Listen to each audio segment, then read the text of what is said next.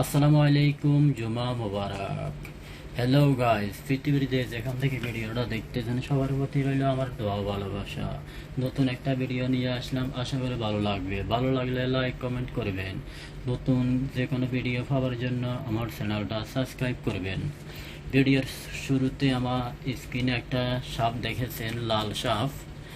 আর এখন বালুতে আরেকটা সাপ দেখতে পারতেছেন। আসলে এই দুইটা সাপ আবুধাবিতে অনেক বিষাক্ত।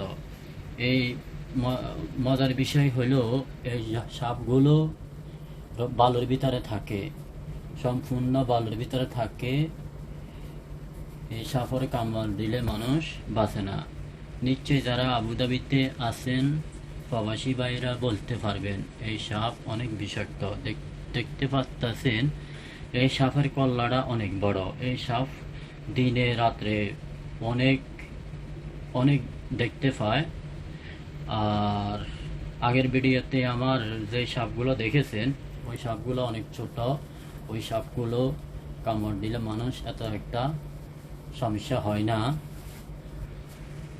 আসলে এখন বর্তমানে আবুধাবিতে অনেক গরম পড়তেছে।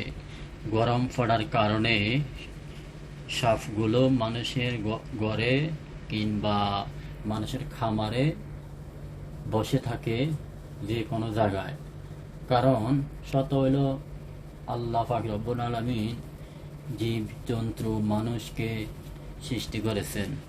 আসলে আমরা মানুষেরা তো যে কোনো বসে থাকতে পারি। ধন্যবাদ।